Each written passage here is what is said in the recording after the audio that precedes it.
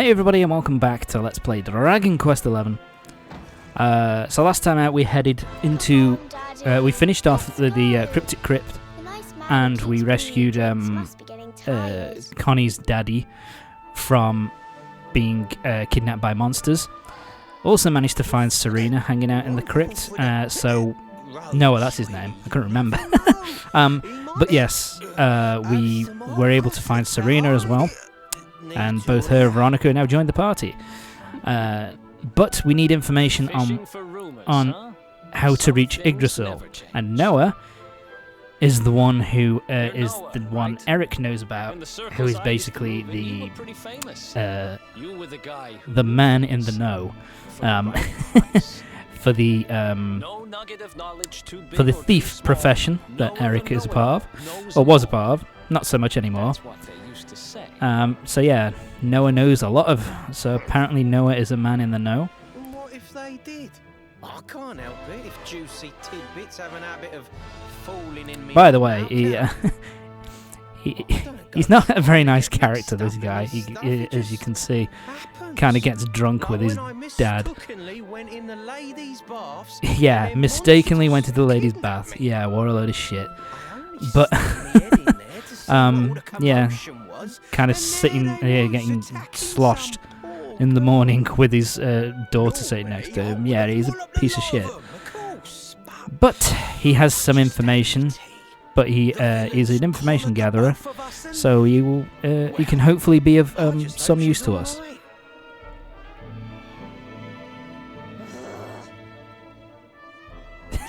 Veronica's like, yeah, no thanks to you, you piece of garbage. We were wondering if you might be able to help us out.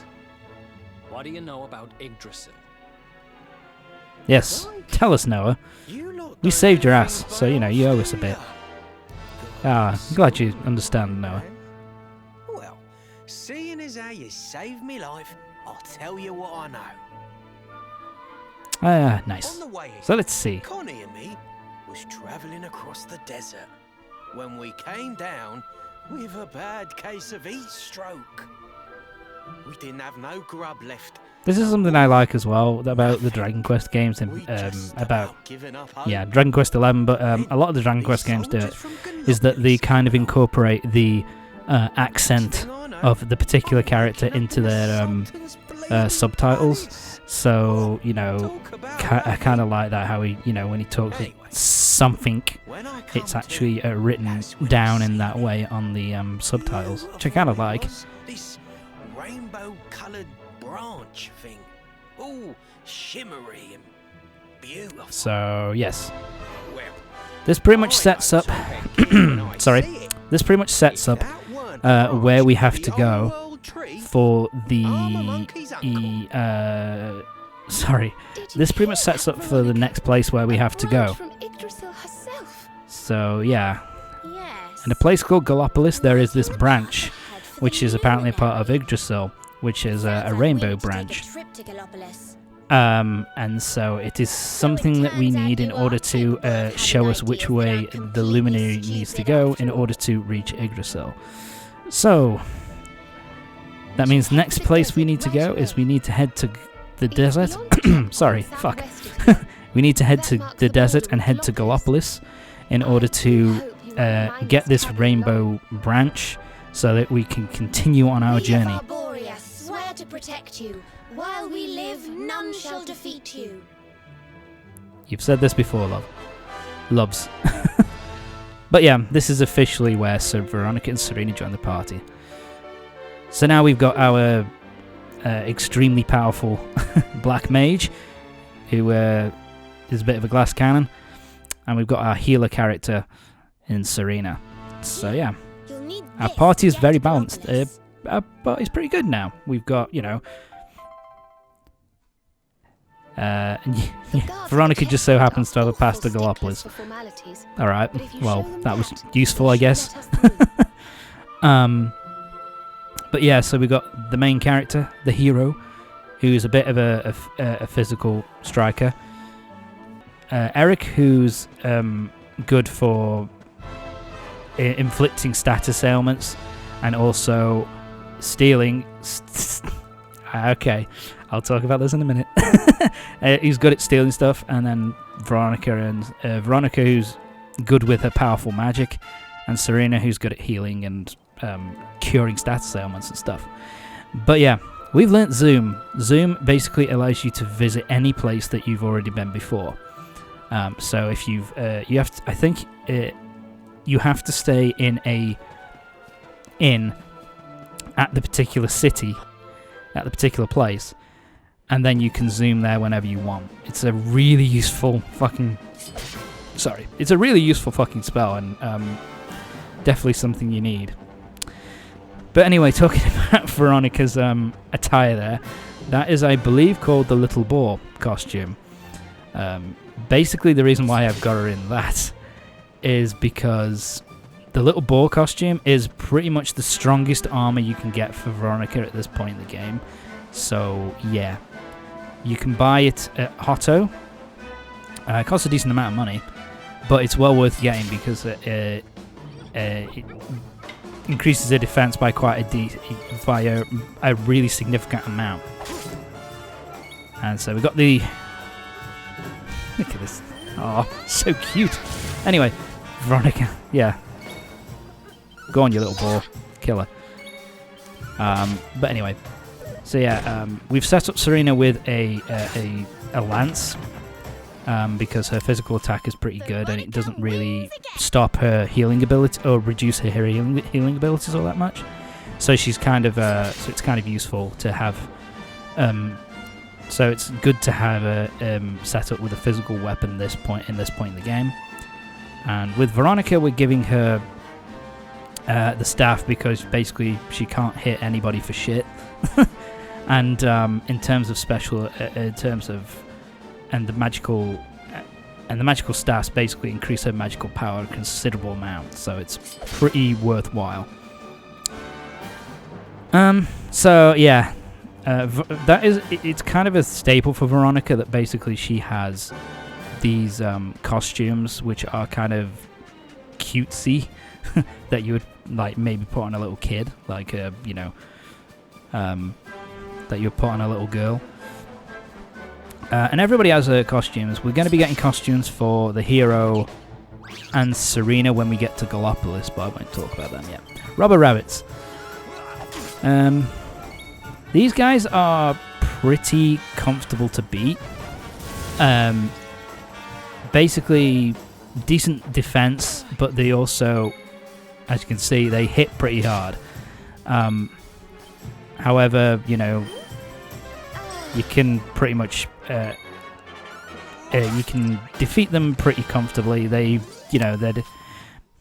defense is not ridiculously high, and they do have high attack power, but that's really all they're really good for. Just smack them and you'll beat them fairly comfortably. What have we got? Glass frit. That's another thing, an item that's used to create, for creating stuff. What's the word? It's used for making items and stuff like that. But anyway, moving on. Oh, someone's talking to us. Oh shit. Okay then. So now we're being introduced to a Tockle. Basically, the only character who can see these things is the hero. The rest of the cast apparently can't really see these things. And so this is Ickle the Tockle. And basically this is a new addition for Dragon Quest XI-S. A new thing that is added in. You don't need to do it in order to get the best ending in the game, from what I remember. It's just a little side thing that you can do, which is actually, to be fair, a pretty fun thing to do. So yeah, and this is really cool. So yeah, you go to Tickington, which is the place where the Tockles live, and it's basically all done up in 16-bit format. And in fact, in Dragon Quest XI-S, you can actually play entirely in this art style. so you can play the entire game in this art style if you want. I just always prefer the 3D graphics because, you know, that's the effort's been put in, so I might as well show it off. And I do like how they, you know, even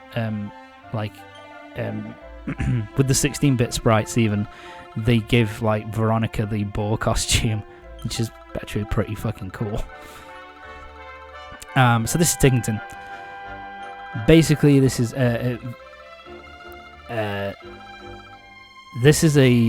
little village that you can go to, and basically there's a side quest that you can do which spans the whole game. There are basically, in the world, there are 10 of these multicolored tockles, and basically what you do with them, I'm breaking pots.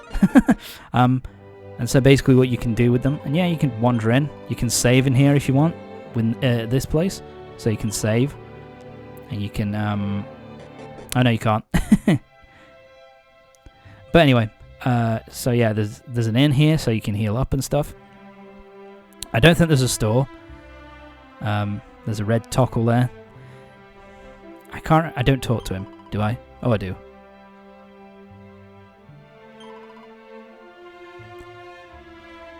The mayor's waiting in the echo chamber. Right.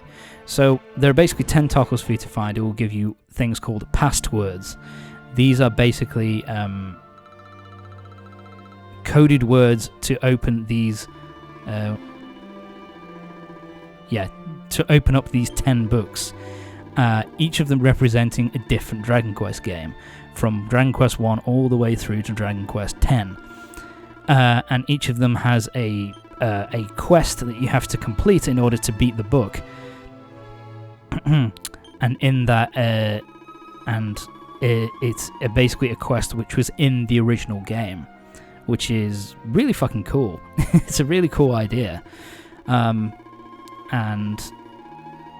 basically they're all in 16-bit, so yeah, because 1, 2, and 3, Dragon Quest 1, 2, and 3 were NES games, so they were 8-bit, so they've been kind of changed. But everything else, I think, is changed to a different...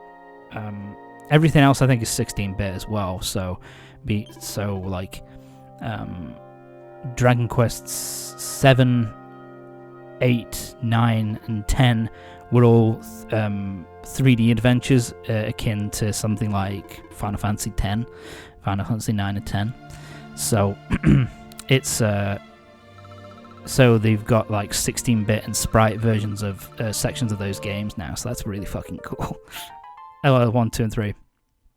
So yeah, Ickle tell. So we get the first password from Ickle here, and so there are 9. So there are 9 other passwords for us to get now. Here's the thing: I'm only going to be showing off the first one, just because I don't really see the point. I might change it later on. I might change my opinion, my thoughts on it later on, but I don't want to do it at this moment in time. It's just not something that is really useful. I'll show off where all the tockles are, but I'm not going to go out of my way to complete all of the passwords. And yeah, so it's like an old school 16-bit Dragon Quest game, where you where they have like the old school theme music and all that kind of thing. So and random battles, which is actually kind of cool. So yeah, this is a really cool section. But I'm going to be showing this one off.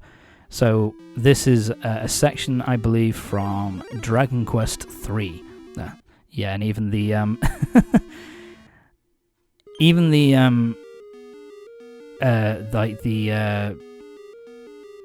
the enemy ratio, the amount of enemies, the random battles, the ratio of the random battles, it's really, really fast.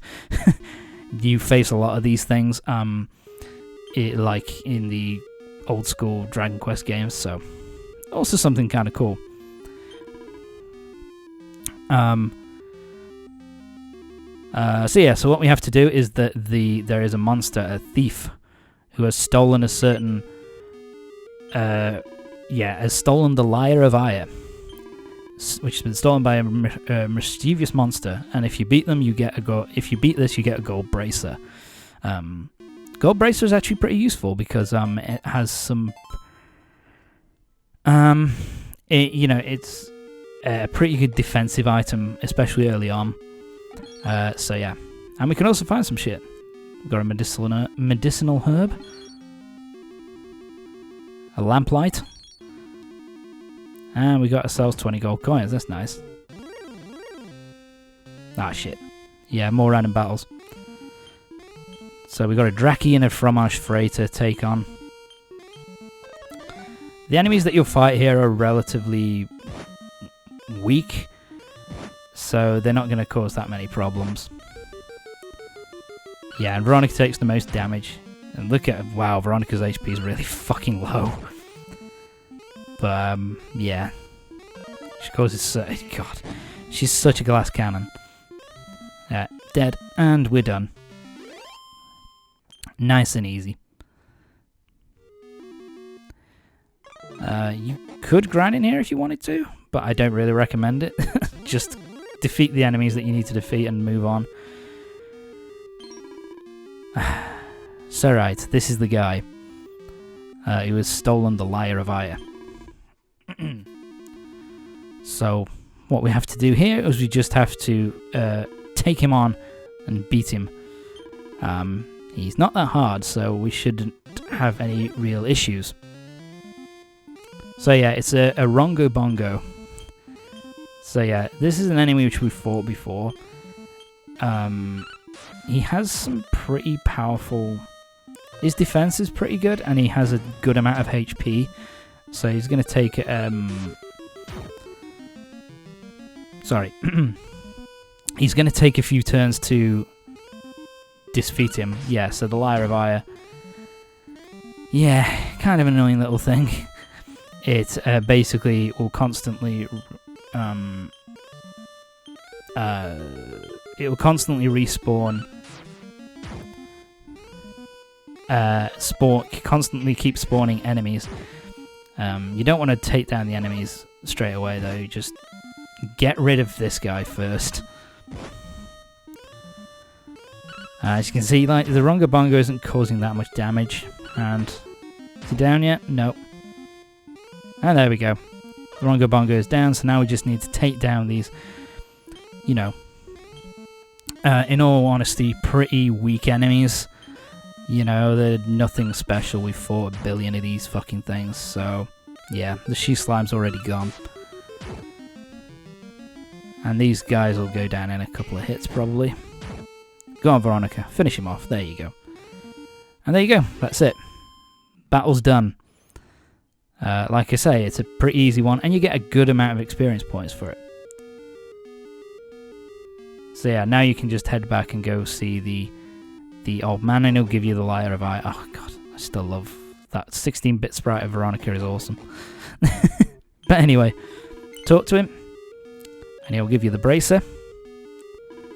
You hand over the Lyre of Ire, and you get a gold bracer in return.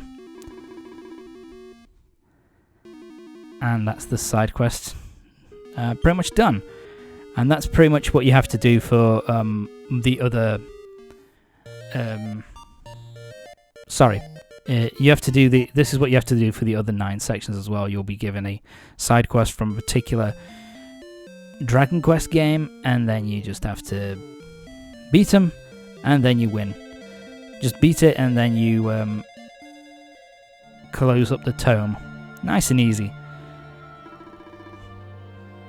I also like about that section is that they talk about how the monster has kind of scared away all the people.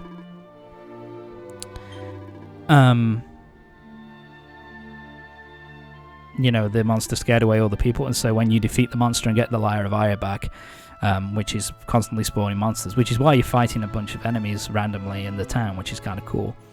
At the end scene, all the people are kind of back, so it's kind of cool. So yeah, so that's basically it. Find the other 9 Tockles throughout the world, and come back here and defeat all the bosses. and I can't remember what you actually get from it. I think it's just basically you get a pretty strong item or weapon, but that's about it. Like I say, completely optional. But that's going to be it for this part of Dragon Quest XI. Join me next time for the next part, when we're going to be heading through the gate, and we're going to be heading to the desert area of Gallopolis to try and find this rainbow branch so that we can discover where Yggdrasil is. So join me next time for the next part of Dragon Quest XI. See you next time.